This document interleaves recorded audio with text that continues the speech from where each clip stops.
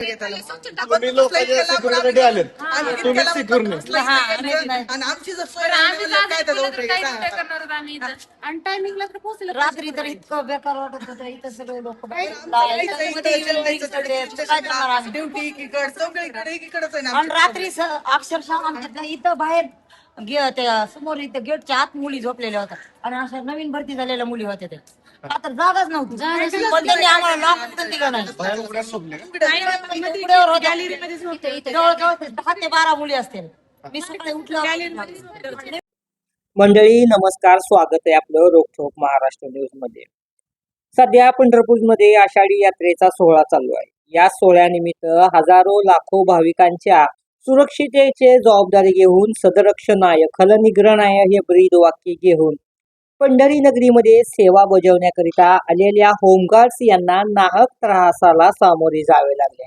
पंढरपूर नगरपालिका प्रशासनाच्या वतीने या महिला होमगार्ड्सना निवासासाठी पंढरपुरातील जुनी 8 नंबर शाळा देण्यात आलेली आहे.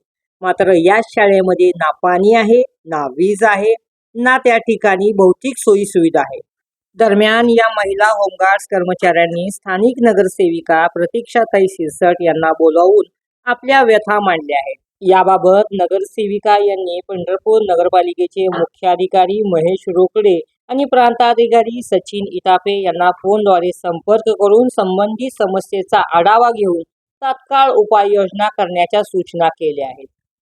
खरं म्हणजे विठू माऊलीच्या पंढरी नगरीमध्ये लाखो भाविकांच्या सुरक्षिततेकरता जबाबदारी घेणाऱ्या आणि महिला होमगार्ड्स म्हणून आपलं कर्तव्य बजावणाऱ्या होमगार्ड्स यांना देण्यात आलेल्या निवासस्थानाची जर ही अवस्था असेल तर सर्वसामान्य भाविकांकरिता करण्यात आलेल्या सोयी सुविधांची काय अवस्था असेल असा प्रश्न देखील आता उपस्थित होऊ लागला आहे.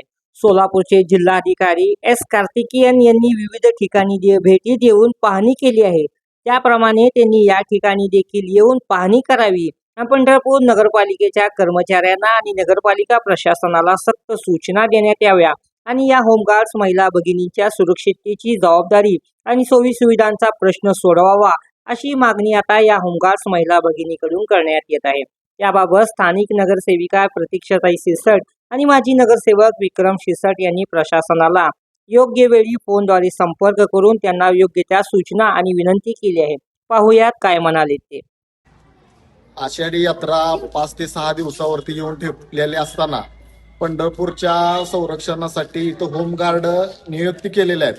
इथं माऊलींच्या मठाच्या शेजारची जे निवासी अंधशाळा आहे या शाळेमध्ये हे सर्व होमगार्ड आपल्या पंढरपूरची सेवा करण्यासाठी आलेले असताना त्यांना या नगरपालिकेच्या वतीने लाईटची, पिण्याच्या पाण्याची, इथं स्वच्छता आपण शौचालय गृहाची तर बघितली तर अतिशय खराब अवस्था झालेली आहे. इथं यांची लहान लहान मुलं आहेत. आम्ही नगरपालिका प्रशासन असेल किंवा प्रांत अधिकारी यांना काल फोनवरती सूचना दिलेल्या आहेत. तरी लवकरात लवकर या इथला मार्ग काढून या लोकांची गैरसोय टाळावी. हे आता आषाढी यात्रा कालावधीमध्ये चांगल्या पद्धतीचं काम करून पंढरपूरकरांची सेवा करतात. तरी लवकरात लवकर प्रशासनाला विनंती आहे की यांना इथं राहण्याची चांगल्या पद्धतीने सोय करून द्यावी.